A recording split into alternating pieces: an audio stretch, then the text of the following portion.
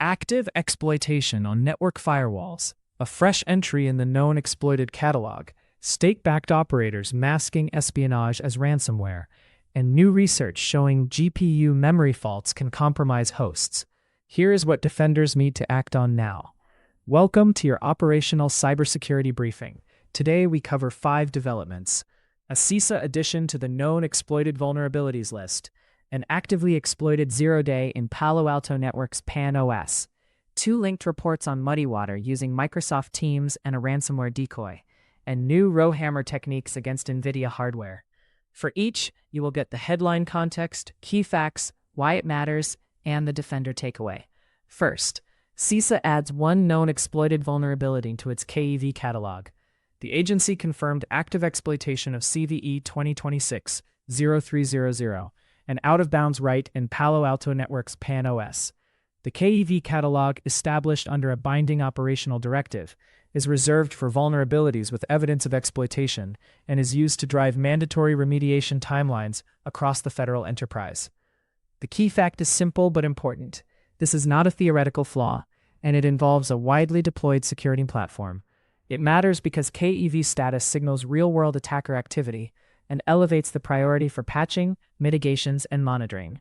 Defender takeaway: inventory all PANOS instances, validate exposure of any affected components, and align remediation to your highest priority queue. Federal teams must follow KEV-driven timelines. Everyone else should treat KEV entries as must-fix items and enable heightened logging and alerting around impacted services. Second, Palo Alto Networks warns of a firewall remote code execution zeroday exploited in attacks. The company disclosed that a critical, unpatched vulnerability in the PANOS user ID authentication portal is under active exploitation. This is the latest development in an ongoing issue and reinforces the urgency around internet-exposed authentication portals on perimeter devices. The key facts are that the bug is critical, unpatched at the time of the warning, and exploitation attempts are happening now.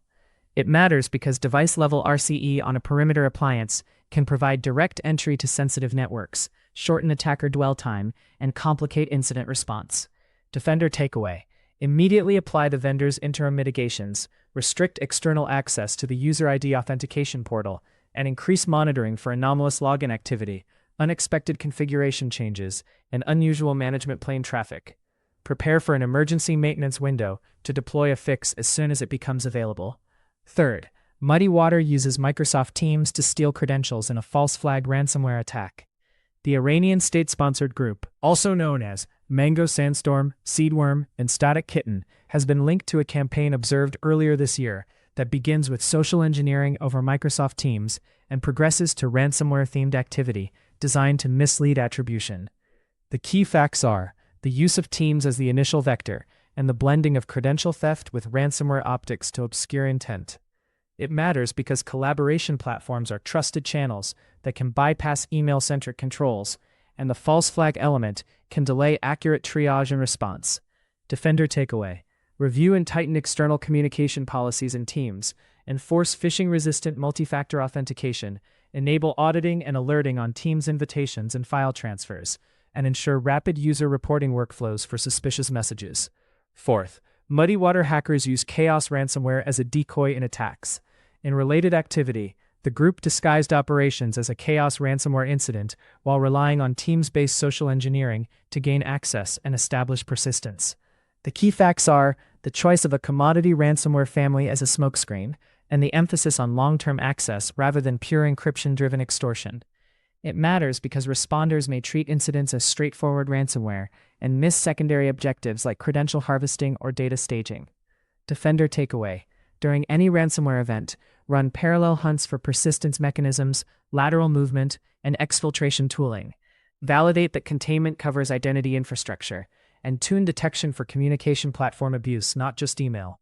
Fifth, a Rowhammer attack against NVIDIA chips expands the threat landscape for GPU-equipped systems. Independent research teams demonstrated that inducing bit flips in GDDR on NVIDIA Ampere generation GPUs can grant arbitrary read and write access to system memory, leading to full host compromise. Initial demonstrations required IOMMU to be disabled, which is often the default in BIOS settings, and a subsequent variant showed privilege escalation on RTX A6000, even with IOMMU enabled. The key facts are cross-component Rowhammer from GPU to CPU memory, proof-of-concept host compromise, and a path that may bypass an important hardware memory protection on at least one platform.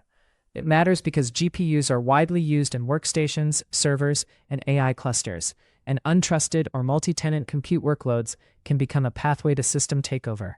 Defender takeaway: enable and verify IOMMU and DMA remapping in BIOS or UEFI wherever supported.